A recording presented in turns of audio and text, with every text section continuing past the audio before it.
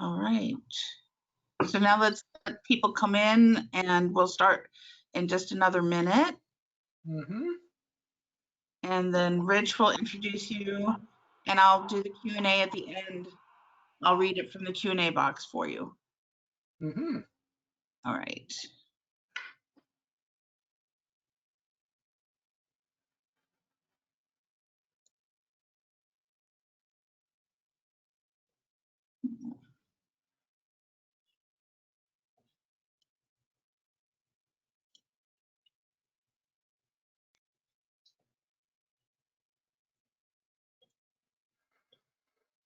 Welcome everyone. We'll be starting in 1 minute. Thank you.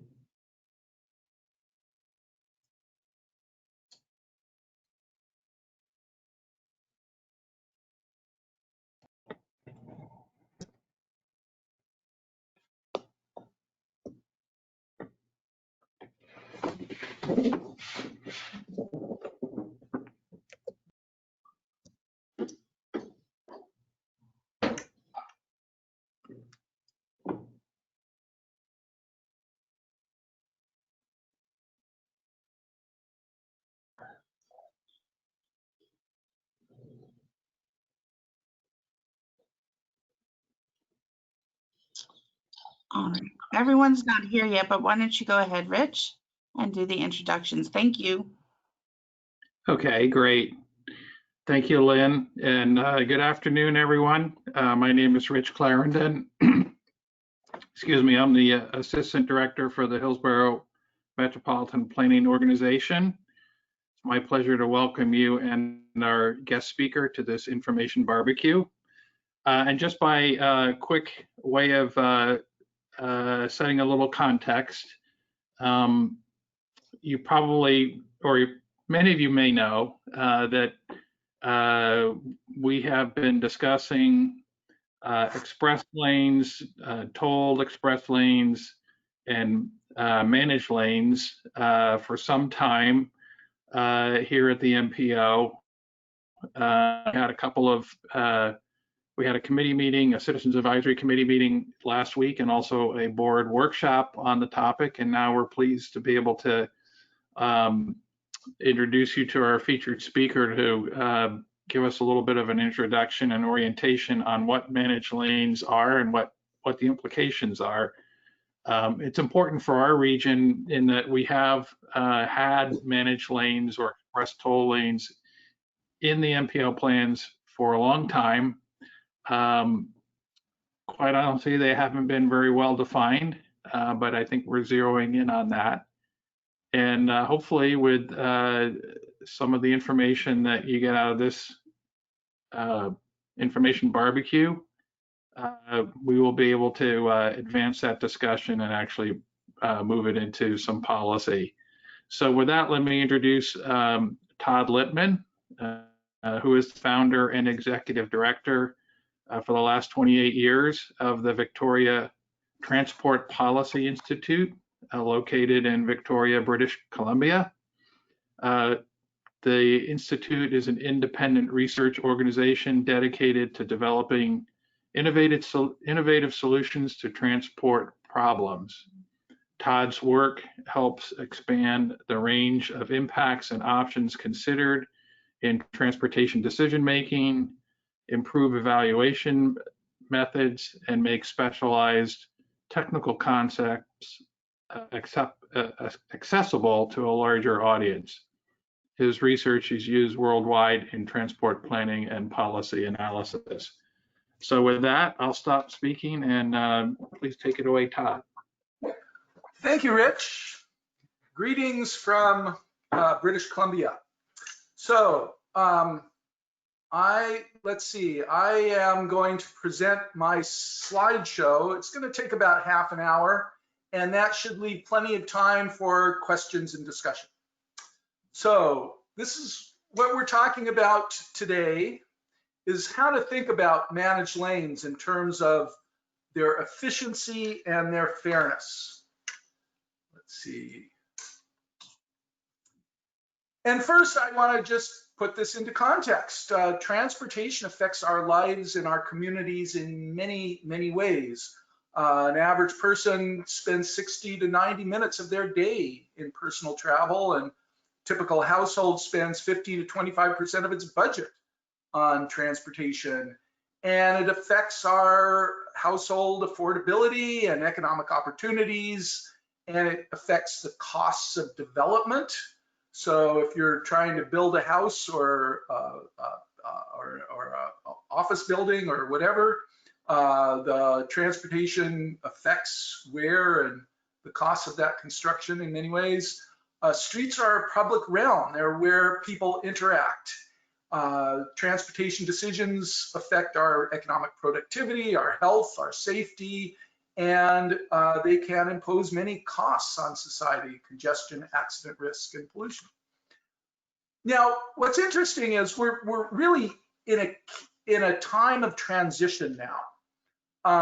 A number of demographic and economic trends, things like aging population and the saturation of vehicle travel, what some people call peak car, and smaller families and increased urbanization and affordability concerns and changing preferences and new technologies and services and increasing health and environmental concerns are all changing the way people want to travel.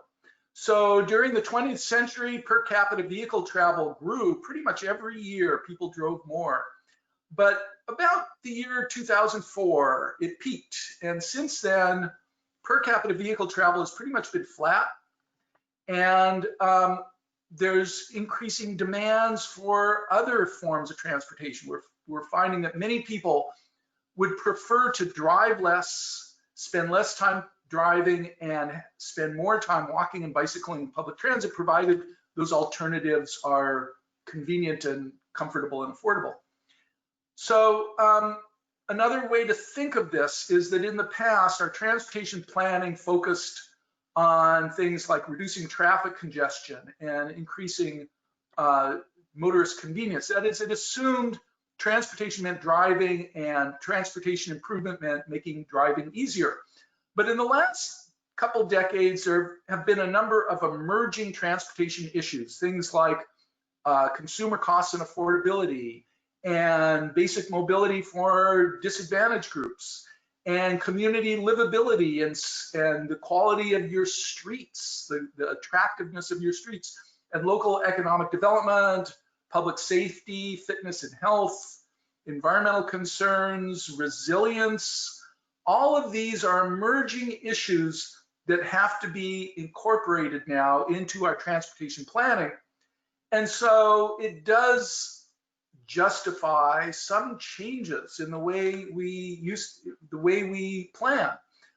One way to think of this is transportation planning is increasingly multimodal. It is no longer sufficient to say that we're going to improve transportation simply by making it easier to drive. There is a pretty clear justification for giving more attention to walking and bicycling, public transit, and ride sharing. You could say an efficient and equitable transportation system must be diverse because our travel demands are diverse. Some people like to drive, but other people cannot or should not or prefer not to drive everywhere. And especially on busy urban corridors, it's more efficient if we can convince travelers to shift from driving alone to using space efficient modes, more high occupancy vehicle modes. And this is not to say driving is bad or driving should be forbidden, but there are good reasons to ensure that if people do want to make some trips by walking and bicycling and public transit, those services are attractive and encouraged. So that leads us to our discussion today. How should highways be managed? Your public highways are a very valuable and scarce resource. There's only so much road space. And the question that we have to ask is, how should they be managed to maximize efficiency and fairness for everyone in your community? And it is a challenging issue. Most people assume that user fees, that is things like your fuel taxes and road tolls, fund all roads. But in fact, about half of all your roadway costs are funded through general taxes that people pay regardless of how they travel. In fact, user fees tend to be more equitable. They ensure that people who use a particular facility get what they pay for and pay for what they get. And they give travelers an incentive to use alternatives when possible, which reduces traffic problems. So with current financing, if about half of the cost of roads are paid by people who don't use them, or let's say are paid indirectly, regardless of how people travel. And as a result, people who drive on those busy roads are imposing, you could say, are imposing costs that they're not bearing.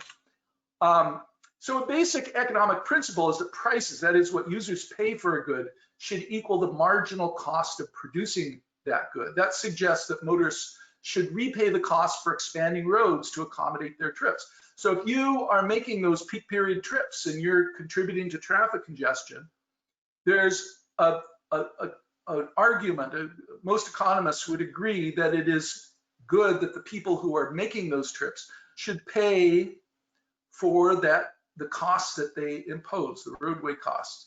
And if you work out, a typical major highway project is pretty expensive. They cost tens or even hundreds of millions of dollars to expand those roadways. And if you do charge the peak period travelers for that additional capacity, usually turns out to require a toll of 50 cents to $2 per vehicle mile. Now, usually we don't charge motorists the full cost recovery, but it's pretty common that increasingly governments are charging motorists for at least a portion of the highway expansion project costs. Of course, motorists don't like paying tolls, but unpriced roads are not really free. The choice is really between paying directly or indirectly, and with money or with time. Paying directly is more efficient and generates revenue. So if the choice is between being stuck in traffic for an extra, let's say 15 or 20 minutes, or paying a toll, both of them involve costs, time or money. But charging a toll generates revenue that can help repay the costs of those roads. So there are some other benefits to charging. One is that with what we call high occupancy toll lanes, that is where you can pay extra to avoid traffic congestion. If you have a really urgent trip, you have that option of being able to take that uncongested trip.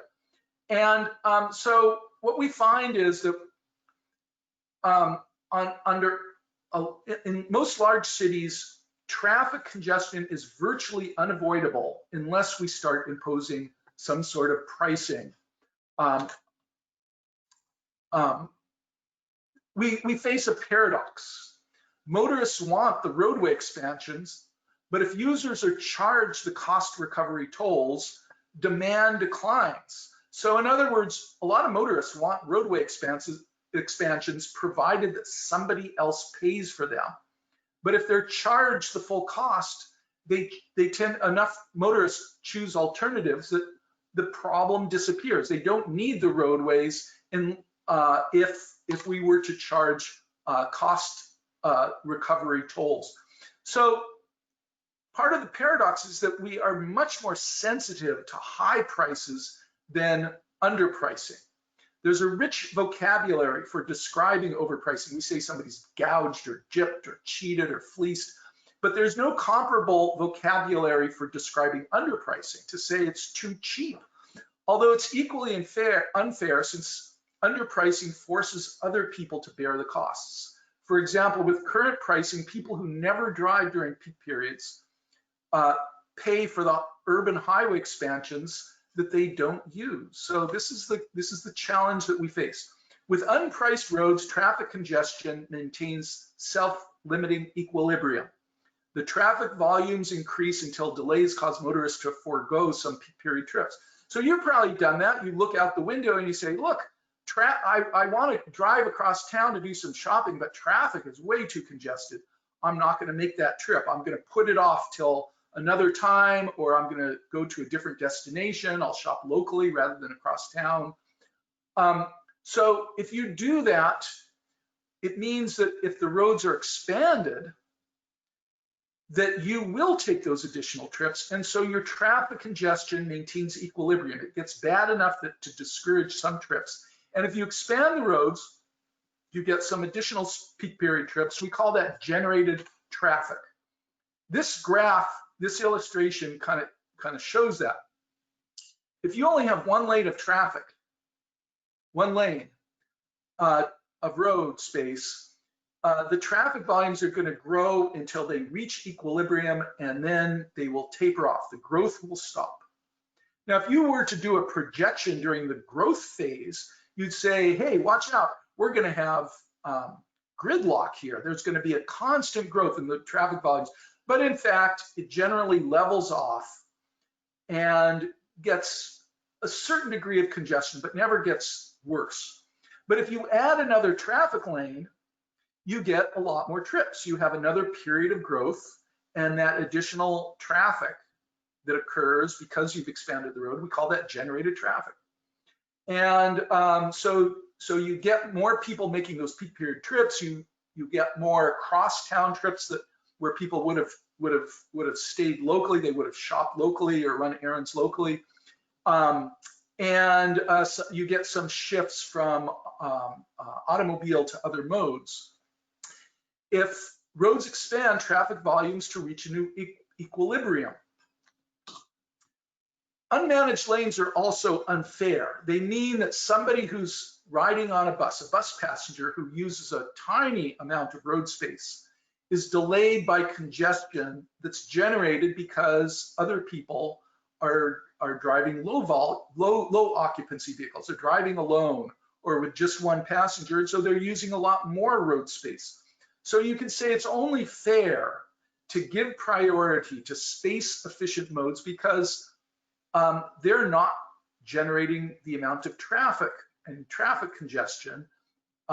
People who are ride sharing or van pooling or in buses are simply not generating the amount of congestion. So there's a logic, a fairness to say that they should not be delayed by congestion, that high occupancy vehicles should have dedicated lanes.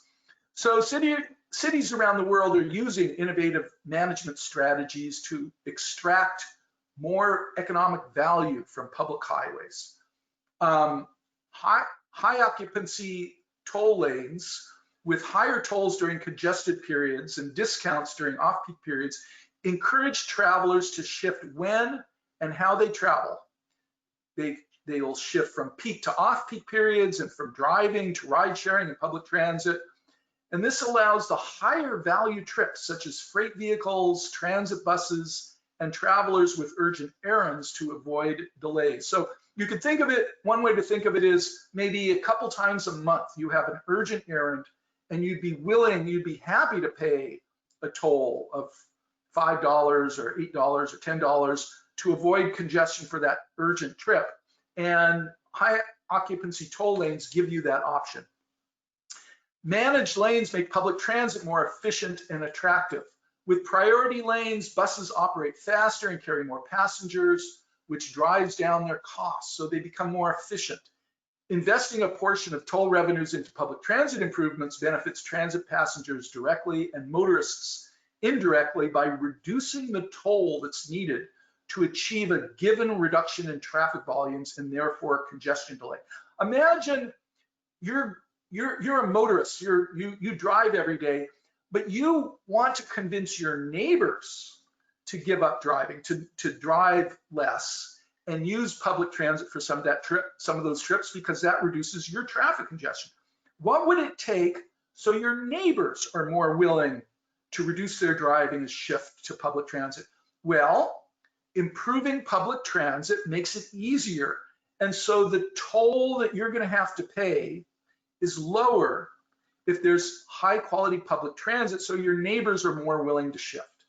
And so really everybody benefits, including motorists who drive every day, benefit from improving public transit, from using some of the toll revenue to improving public transit.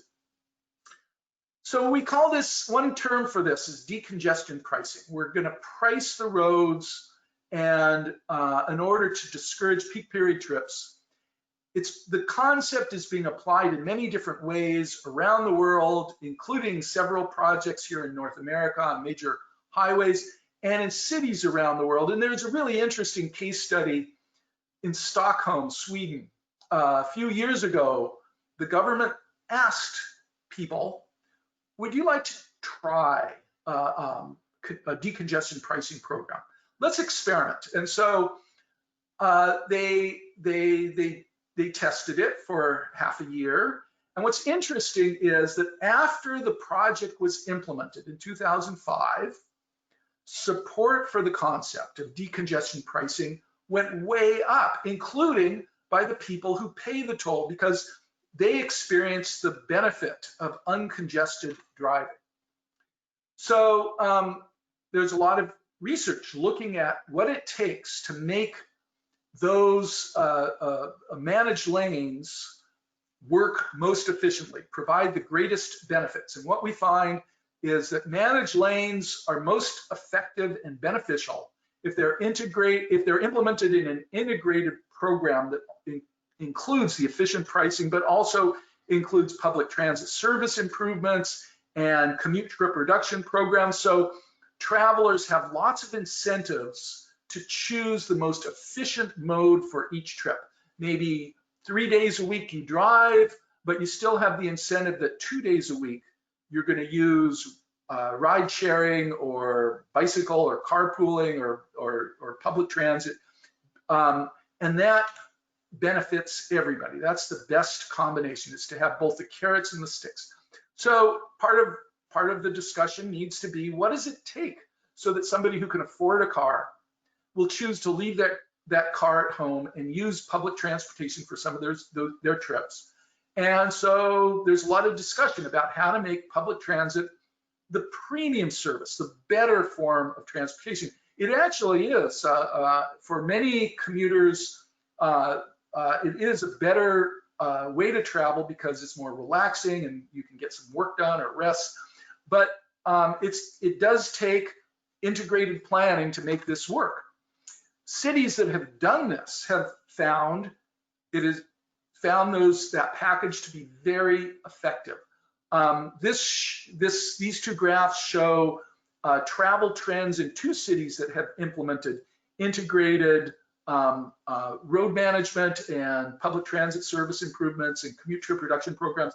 Probably the best example is the Seattle region, which has had aggressive commute trip reduction programs for a couple decades.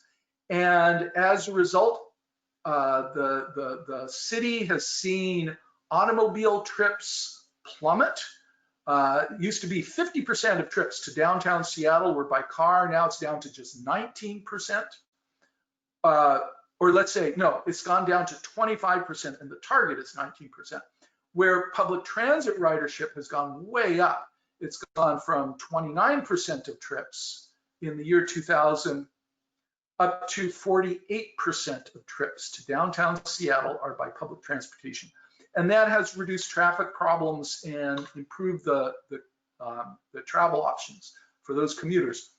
Now, of course, these are controversial ideas. Many people assume that decongestion pricing is unfair and regressive. It's actually not true because low-income people tend to drive little. There are very few or a very small portion of the vehicles driving under urban peak condition are by low-income travelers. The low-income commuters tend to actually benefit overall from decongestion pricing if a portion of the revenues are invested in public transit improvements. tolls are generally less regressive than other roadway funding sources. So remember, I mentioned that only about half of all roadway costs are funded by user fees. The other are financed by general taxes. So the question is not whether tolls are regressive or progressive or regressive. The question is, are they more or less regressive than other funding strategies for those highways? And it turns out road tolls are more progressive than most other revenue sources. So especially if this is implemented as an integrated package and we make sure that the public transit service is improved, virtually everyone can benefit from efficiently managed roads. If we're concerned about low-income households, low-income motorists, we can also include a number of free or discounted trips on those highways to each, you could say each household, each low-income household in the region, for example, could receive some discounted trips. So that gets us to the key questions. That is, how could managed lanes fit into the Tampa Bay regional transportation plans? And so really the starting point is to ask, what is it Tampa is trying to achieve? A basic planning principle is that individual short-term decisions should support your strategic long-term goals. So what are your goals? Do you want to reduce traffic congestion? Do you want to improve public transit service and convince some people who are traveling by car to shift to public transit especially during congested periods? What roles can managed lanes play in achieving these goals? And what other policies and planning decisions need to be aligned? What besides just managing the lanes do you need to have in place to ensure that everybody's travel needs are being considered and you're optimizing the overall performance of the system? So that's my presentation. I know I covered a lot of information in a short period of time. If you want more information on these issues, you can visit our website, vtpi.org, and it has reports, including these listed here that discuss many of the issues that I was talking about. So that is my slideshow, and we're interested in getting feedback. So Rich, are you going to take over? Actually, if anybody has any questions, you can either raise your hand, I think, at this point, or you can type it in the questions box behind the red arrow. And we'll give you a minute.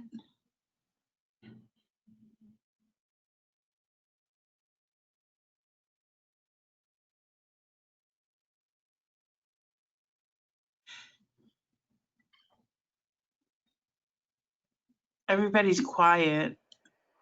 That's the trouble when you do these at lunchtime. Everybody's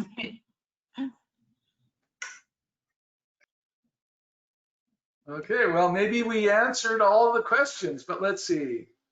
It's always fun to get feedback. yeah. Maybe I have a question. Yes. Hey, this is Rich. Todd,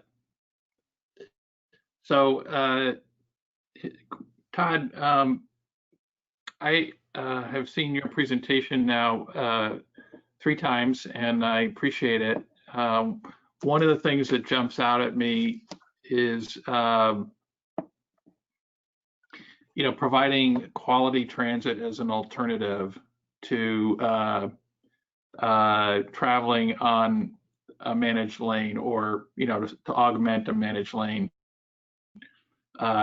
and address some of the equity implications.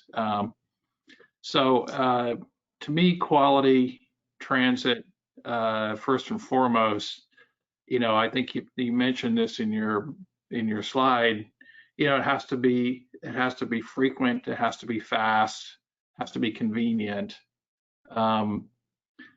And in our area, at least Hillsborough County, I don't think it's any secret that our transit system is kind of undersized for the community that's trying to serve.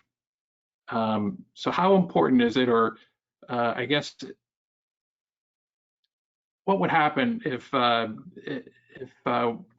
you know, the transit system stays the way it is and we were to Right. implement managed lanes? Right. There are a couple ways to think of this.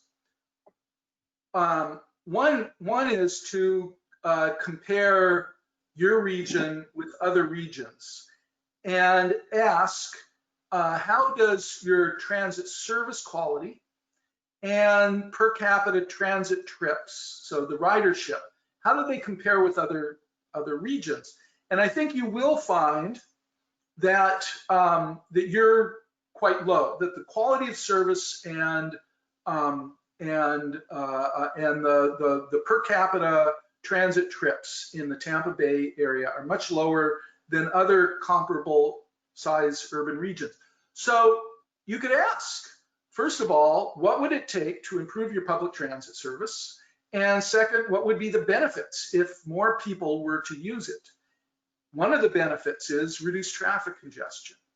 Another benefit is that those households, some people could save a lot of money. If they don't need to own a car, they can rely on public transit. So there are user benefits and there are community benefits. Okay, so we do know that if you have high quality public transit, people will use it. You have to ask yourself, what would it take if I owned a car? What would it take to be convinced to leave that car at home and use public transit for some of the trips? And so it does need to be convenient, safe, comfortable, affordable. You need good connections.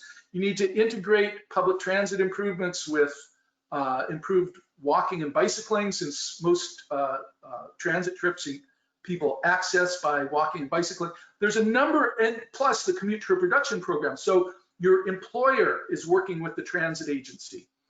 I can't tell you exactly what you're going to need to do in Tampa. What I can say is you're starting. You must have tremendous potential. So to put this, one of the ways I think of it is I ask, how much are people spending on their cars every year? A typical motorist is spending $5,000 to $7,000 a year on their car. How much is the government spending on roadways, on highways for those people to use those cars? How much are businesses spending on parkings, to subsidize parking facilities for those cars? And it usually turns out that's hundreds or thousands of dollars a year per motorist that businesses and governments are spending on their infrastructure. And then you ask, what would it cost to improve public transit? And if Tampa is a typical US city, your government is spending somewhere between $40 and $80 a year per capita, or what you could say is a relatively small amount of money compared with other transportation expenditures are being invested in public transit in your region. And you could ask, you could propose that the public transit service in Tampa should be raised to at least the average of peer cities. And that would probably mean adding something like $50 to $100 a year per capita in additional subsidy for your public transit service. That's what research I've done shows, that it takes about $100 to $150 a year in additional transit funding to provide high quality service. So that's the question you need to ask. And would it be possible for some of that funding, the additional funding, to come from your managed lanes? So, and as I emphasized, it does need to be an integrated program. You can't just improve public transit without improving walking, bicycling conditions. Implementing it, you're far better off if you implement the commute trip reduction programs, So employers are encouraging their employees to use public transit. All of those together can make pretty much everybody better off. So let me go to answer some of these questions. First question is, can you use tolls to fund transit services? I don't know what the rules are in Florida. In some states, the toll revenue has to be dedicated to the road tolls. So it might be an unofficial agreement that when you're implementing the managed lanes, that you're recognizing that you have to also improve public transit service, especially on that corridor, to make it easier for people to shift modes. So if you don't want to pay the tolls, you have good alternatives. So that's what I would track. I would look at per capita transit expenditures in Tampa and the quality of service, the number of trips or route miles that you have per capita, and how that compares with peer cities, and use that as part that whether you're actually using money from the tolls or it's another funding source, you're insisting that part of your managed lane program is to improve public transit. Another question, can you explain how tolls are generally less regressive than other types of funding sources? Let me give you an example. If the alternative that on a typical toll road, only 5 to 10% of the users, of the motorists using that toll road are low income. The majority of people using toll roads are going to be busy professionals, people who are commuting into, let's say, to a major commercial center every day. Low income commuters often don't drive, they use public transit or bicycling, or they're working shifts, they're not driving during the peak period, or they're carpooling, so they're sharing rides. On the other hand, low income people do pay property taxes, either directly or as renters. They're paying a portion of their rent is paying property taxes, and they're paying sales taxes. So the other forms of revenue that are used to expand highways, those poor people are paying, they are regressive. And because paying tolls it's discretionary, it's something that most low income people avoid by ride sharing or using public transit or using or driving during off-peak periods. A number of studies have concluded that toll revenues are less regressive than other highway funding sources. Another question I've heard, safety concerns about merging between the two, I guess, different types of lanes. Yeah, every highway needs to be designed for safety. I don't think managed lanes are necessarily any more dangerous than other highway lane configurations. What we do know is that cities that have implemented aggressive managed lanes and road pricing programs, such as London and Singapore and Stockholm, have extremely low traffic crash rates. And so overall, efficient pricing does seem to increase safety. That if you want a safer transportation system, you want to encourage people to drive less and rely more on public transit and reduce, encourage more efficient travel. So let's see, what else here? Thinking big here, what do you think about the ideas of turning all highways into toll highways? Has anyone done that? Could that deter people from driving and making them demand other modes? Absolutely. We have good experience, not on highway tolls, but we do know, here's the interesting thing, there's good research showing that when fuel prices increase, when fuel prices spike for whatever reason, there tends to be reductions in traffic accidents and traffic congestion. So whether it's we call it a road toll or higher fuel taxes or whatever, we do know that people do respond. It's especially effective, as I mentioned, cities such as Seattle have had good success with integrated programs that include a combination of public transit service improvements, HOV tolls or HOT tolls, high occupancy toll lanes, and commute trip reduction programs. So if you put all those together and you get the results such as they had in Seattle, where the portion of people driving went from 50% down to about half that, to about 25%, and the portion of people using public transit greatly increased. Okay, another question. I feel like the key issue here is that we are investing hundreds of millions of dollars into constructing managed lanes when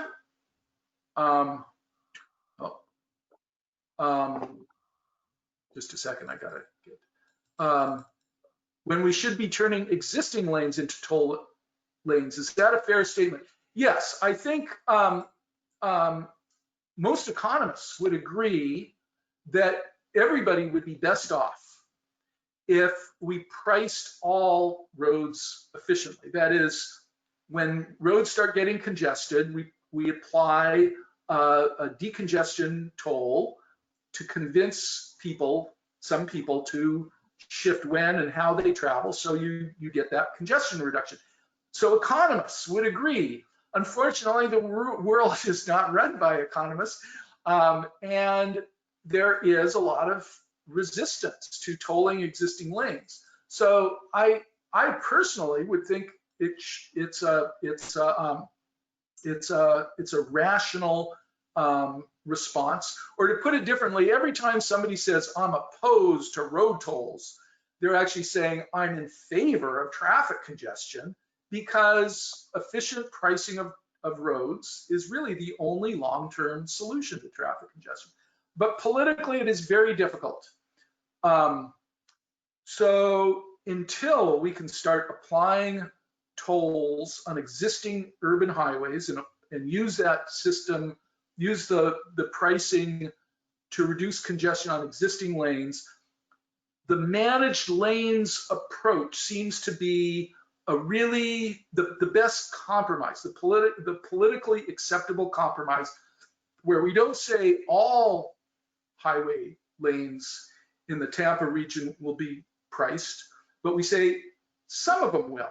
So you will now have the option of choosing to pay extra, pay a premium for an uncongested trip. So, what do you think? Have I answered the questions? Send me more. Let me know if you have any other feedback or questions. Another question: are implementation of managed lanes trending upward? Are lots of cities looking at this? Yes. The answer is yes. Although it varies a lot from one area to the other, from one city to another. There's a large number of managed lanes, including high occupancy vehicle, HOV lanes. So you just have to be in a shared vehicle, or high occupancy toll lanes. So let's go back to this list here. We can get it there. So this list mentions a few of the projects that I'm familiar with. A couple projects in Los Angeles, tolled highways in Los Angeles, the 95 Express in Miami, the I-405 in the Puget Sound, Seattle area, actually quite a few in Texas. So Texas is building lots of toll lanes, HOT lanes, and in Charlotte, North Carolina. Those are just some of the projects. In addition, you'll find many major bridges, large bridges are often funded through toll lanes. And as many of you might have heard, New York, of course, has had tolled bridges for forever, for a long time, for decades. And as of next year, there's a plan now to start applying decongestion pricing in Lower Manhattan. And so New York will soon have be another example, like Singapore and London and Stockholm and Oslo, of cities that are using what we call cordon pricing as a way to manage traffic congestion and generate revenue.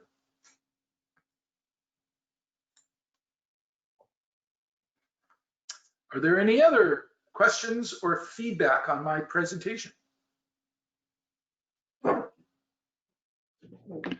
Todd, this is Rich again. A common reaction that we often hear when we talk about tolling or managed lanes is, but we already paid for these roads. Why are you tolling me? Right. I know the answer to the question, but how do you position, how other areas position themselves to respond to this question in a way that the public can readily understand? Sure. It is, of course, a terrible challenge because most roads are unpriced. Or to put it differently, most of us pay for congestion through time and not money. So it does seem unfair. I understand that you would say it's unfair that I have to pay to drive on one road, but not others. Most roads are free, but if I happen to need to commute every day on that route, I'm getting gouged. I get that we're in a transition period where in the past, roads, almost all roads were unpriced, untolled, and now we're asking to pay. Of course, as a consumer, you want everything to be as cheap as possible, free. On the other hand, you are going to have to pay for those, to bear those costs indirectly. If you want free roads, you're going to have congestion costs, and you're going to have to finance those roads indirectly. So, so there is a strong fairness case for saying if I'm going to try and use a particularly expensive piece of road, I want to drive, I want my share of the space on that road, and it's a particularly expensive highway to expand, and it's congested. There is a pretty good argument to say I should be charged a premium, just like I often pay a premium, an extra high price for something that's a premium service, a particularly fancy or expensive service has a particularly high price. Interestingly, many of us pay a premium for all kinds of things. A good example is water. You could probably go to your sink and get water virtually free, and yet an awful lot of people are happy to pay 50 cents or $1 for a pint of water, little water bottle. It costs a lot more, but it's considered a better product. It's better quality water. Similarly, if you want to drive during peak periods with little or no traffic congestion delay, it makes sense to pay a premium. So the fairness case, well, fairness, I have done a lot of research, or a lot of my work examines how we can better understand the fairness issues in transportation planning. And first of all, let's acknowledge that transportation equity issues are complicated because there are many ways to look at who benefits and who bears these costs. But you can certainly say that anything that helps disadvantaged people who have physical disabilities or low income, or for whatever reason are or you could call a vulnerable or disadvantaged population, anything that improves their travel options is definitely helps achieve equity goals. And to the degree that we're improving public transit, we're benefiting the people who currently rely on public transit, and we're benefiting the people who are making that shift, who are currently driving, but given better public transit service, they will choose to use public transit, and therefore they're reducing the congestion they're imposing on others. So there's a fairness issue. You could say a fairness issue if, let's say you say, I want to drive without congestion. I want my neighbors, the other people, to shift from driving to using public transit. There's a fairness issue that says, well, if I'm going to keep driving, I'm going to and I want to convince other people to shift mode. I should be willing to pay to help them. That some of the toll revenue that I'm paying should go to improve public transit. So that's one of the, you could say, one of the fairness options. I recognize that there are many other fairness options that you could raise, and if anybody wants to present, to discuss other equity issues, that's I'd be glad to discuss them. We do acknowledge we do live in an automobile dependent community, so a lot of people feel like they don't have alternatives to driving, that it is highly burdensome to shift from driving to using public transit. But as we've seen in other cities, there's also quite a few people who are happy to shift. There are many people who, maybe not every day of the week, but 2 or 3 times a week, might be willing to use public transit. They would prefer that, provided the service was convenient and comfortable and affordable. So there is, I think, a good fairness argument for saying that improving public transit, so you're attracting some people out of their cars, is a win-win and helps achieve some of our social equity goals.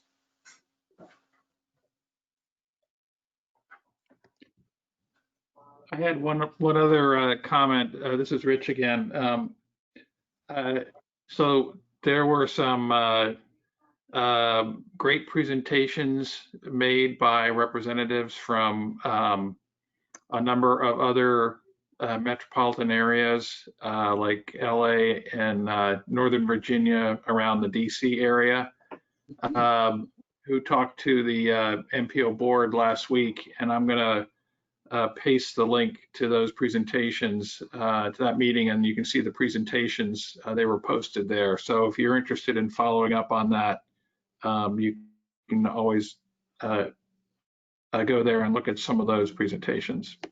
Right, they were excellent presentations and very insightful because, for example, in Los Angeles, they are incorporating social equity goals. They have special discounts for low-income motorists, so that to ensure that everybody, including people with low incomes, can benefit to some degree from these HOT lanes. Similarly, in Virginia, they're seeing they are investing. The interesting thing is how they integrated the road tolls with high quality public transit service improvements, and they gained a lot of local or regional political support because it's an integrated package that includes the road tolls and the public transit service improvements. They have been able to achieve what sounds like a strong consensus for this integrated program. Rich, were there any other ideas or information that came out of those presentations that you recall that you think should be highlighted?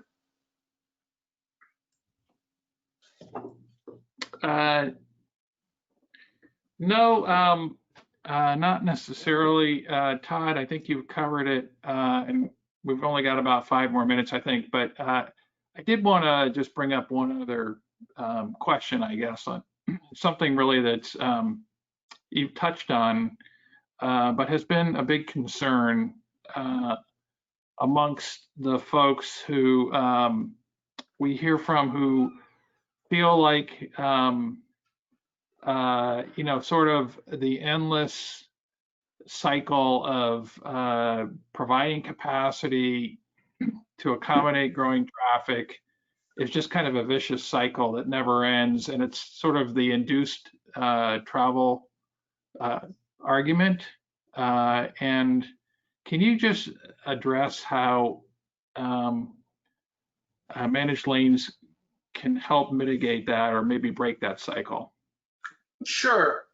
So we live in interesting times because until, about 20 years ago, there was little doubt. Few people questioned the idea that that automobile travel is so much better than every other form of transportation that it's perfectly okay if virtually all of our transportation improvement dollars were spent on improving roads, expanding roads.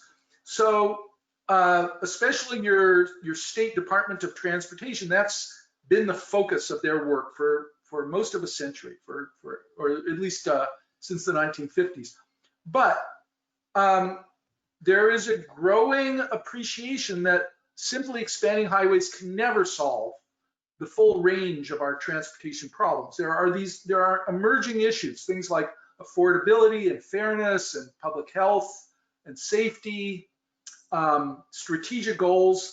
And so most urban regions all over the world are working to shift from focusing on highway expansions to multimodal planning. And one of the keys of that is to have some sort of dedicated, you could either call them bus lanes or HOV lanes or HOT lanes, whatever, that ensure that buses and carpools and van pools are not stuck in traffic congestion along with other cars. So as long as you have that, as long as you're ensuring that buses are not delayed by congestion, they have uncongested travel and are therefore faster and more efficient, you're making a lot of progress toward multimodalism. You have to do a lot more, of course. You need to implement those pedestrian and bicycle improvements, attractive transit stations, commuter production programs, greatly improve the quality of your service. That's all part of it. But on the highways, the managed lanes are really key if you use them properly to ensure that public transit becomes competitive, becomes more attractive. What do you think, Rich? Is that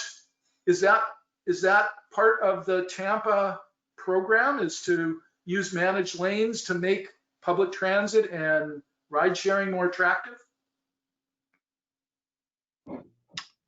Well, I think that's because of the sort of the economics. I think that's sort of a very helpful byproduct, if you will. I think the biggest question in my mind, and I think it's also been asked in the questions that have been raised today, is how do you actually tap into those toll revenues and use some of them for providing more transit and better transit.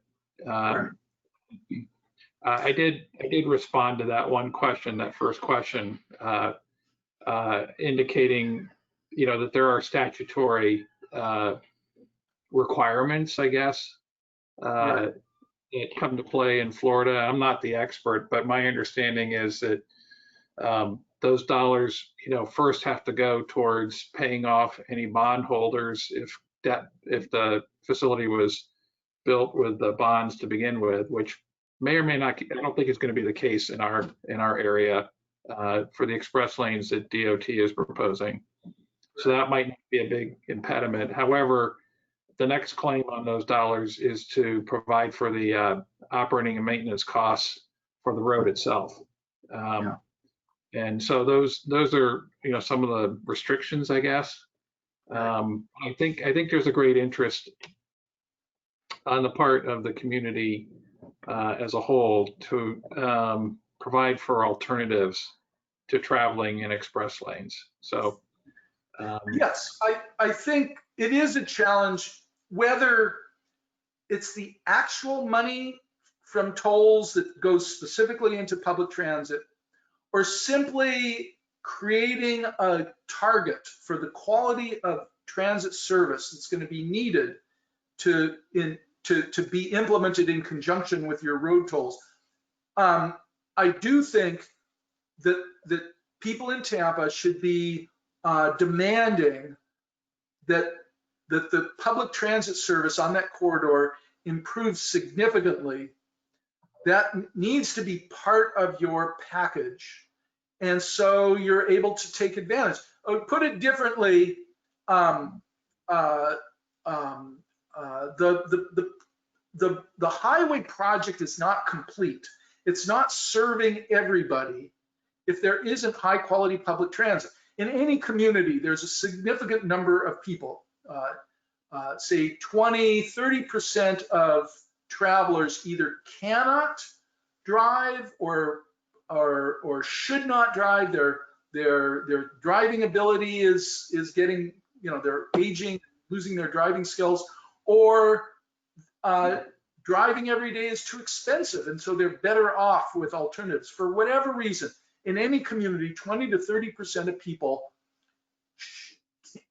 should or would prefer to use an alternative to driving for at least some of their trips. And so the question is, how well is the Florida Department of Transportation doing to make sure that people who don't drive or prefer not to drive have good options when they're traveling around Tampa? What do you think, Rich? Would you give Tampa's non-automotive transportation system a high mark, a medium mark, or a low mark? Well, now you're putting me on the spot. Yeah. I think you said it best at the outset that we've developed as an auto-centric area, and I think we still are for the most part, but I think we're trying to change. Yeah. It's now a few minutes after 1 o'clock. I don't want to go beyond our allotted hour. I think that we appreciate the questions from the audience, and I think we're just really scratching the surface here, but I think there's a lot more to come on the whole idea of managed lanes. So thank you all for attending. Lynn, are there any other things we need to do before we wrap this up? No, just I really want to thank Todd for the whole past week, not just today. And we're glad that the people in the audience today had some time for some one-on-one and not just committee members and board members, but we're very grateful for your enlightenment. And Karen Kress wants you to move here and run for office. So that's a big endorsement. And and we really do appreciate your insights. So thank you very much to everyone for joining us today. And we'll be in touch about our next Info Barbecue next quarter. Thank you. Excellent. Thank you all. Thank you.